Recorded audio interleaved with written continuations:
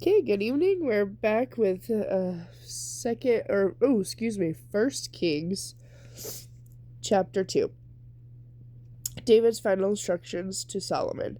As the time of King David's death approached, he gave this charge to his son Solomon. I am going where everyone on earth must go go someday. Must someday go. Sorry, I can't read. I apologize. Take courage and be a man. Observe the requirements of the Lord your God and follow all his ways.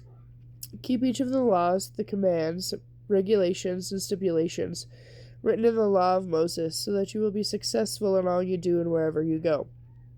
If you do this, then the Lord will keep the promise he made to me. If your descendants live as they should and follow me faithfully, excuse me, with all their heart and soul, one of them will always sit on the throne of Israel. And there is something else.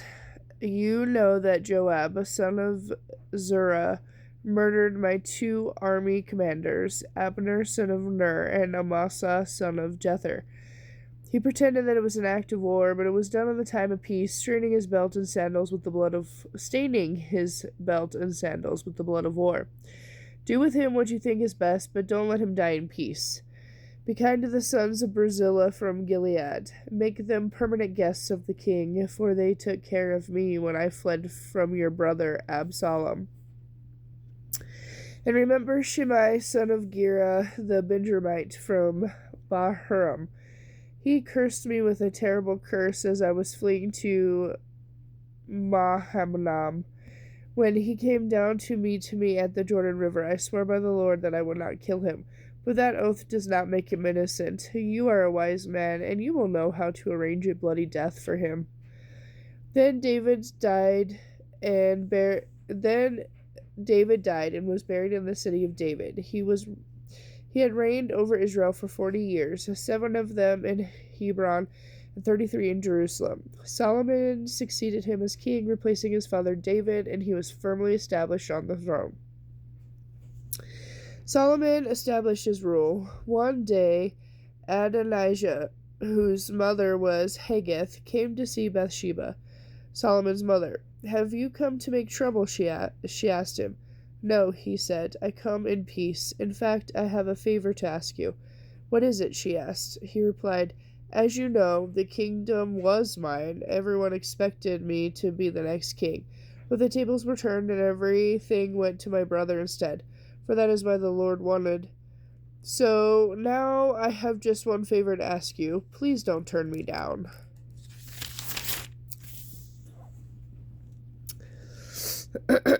Excuse me, what is it? She asked. He replied, Speak to King Solomon on my behalf, for I know he will do anything you request. Ask him to give me Abishag, the girl from Shunem, as my wife. All right, Bathsheba replied, I will speak to the king for you. So Bathsheba went to King Solomon to speak on Adonijah's, sorry if I pronounced that wrong, behalf. The king rose from his throne to meet her, and he bowed down before her. When he sat down on his throne again, he ordered that that a throne be brought for his mother, and she sat at his right hand. I have one small request to make of you, she said. I hope you won't turn me down. What is it, my mother? He asked. You know I won't refuse you. Then let your brother Adonijah marry Abishag, the girl from Shunem, she replied. How could you possibly ask me to give Abishag to Adonijah?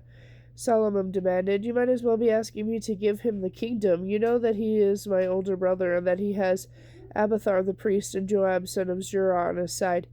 Then King Solomon swore solemnly by the Lord, May God strike me dead if Adonijah has not sealed his fate with this request. The Lord has confirmed me and placed me on the throne of my father David. He has established my destiny as he promised. So as surely as the Lord lives, Adonijah will die this very day. So King Solomon ordered Benaiah, son of Jenoniah, to execute him, and Adonijah was put to death. Then the king said to Abiathar the priest, "Go back to your home in Anathoth. You deserve to die, but I will not kill you now, because you carried the ark of the sovereign Lord for my father, and you suffered right along with him through all his troubles." So Solomon disposed Abiathar from his position as priest of the Lord, thereby fulfilling the decree the Lord had made at Shiloh concerning the descendants of Eli. Although he had not followed Absalom earlier, Joab had also joined Adonijah's revolt. When Joab heard about Adonijah's death, he ran to the sacred tent of the Lord and got hold of the thorns of the altar. When news of this reached King Solomon, he sent Benaiah, or whatever, however you pronounce that, son of Jenadab, to execute him. Benaiah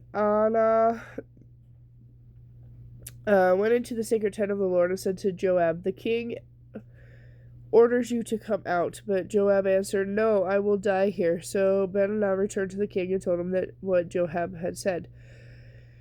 "Do as he said," the king replied. "Kill him there between the altar and bury him. This will remove the guilt of his senseless murders from me and from my father's family.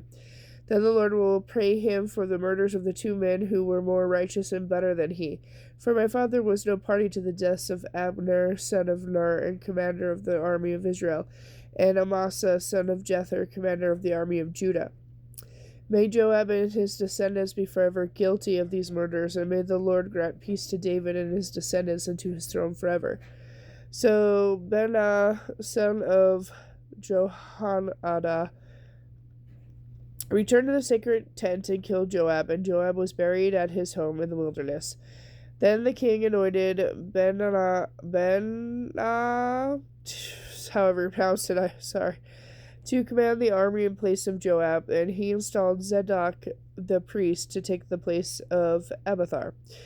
The king then sent for Shimei and told him, "Build a house here in Jerusalem and live there, but don't step outside the city to go anywhere else. On the day you cross the Kidron Valley, you will surely die. Your blood will be on your own head." Shimei replied, "Your sentence is fair. I will do whatever my lord the king commands." So Shimei lived in Jerusalem for a long time. But 3 years later, two of Shimei's slaves escaped to King Achish of Gath. When Shimei learned where they were, he sat on his donkey and went to Gath to search for them. When he had found them, he took them back to Jerusalem. Solomon heard that Shimei had left Jerusalem and had gone to Gath and returned. So he sent for Shimei and demanded, "Didn't I make you swear by the Lord and warn you not to go anywhere else, or you would surely die?" And you replied, "The sentence is fair. I will do as you say." "Then why haven't you kept your oath to the Lord and obeyed my command?" The king said to Shimei, "You surely remember all the wicked things you did to my father, King of David. May the Lord punish you for them, but may I receive the Lord's rich blessings, and may one of David's descendants always sit on this throne. Then at the king's command, Benaiah, son of Joiada, took Shimei outside and killed him. So the kingdom was now firmly in Solomon's grip. Okay, and I'll be back later with chapter 3.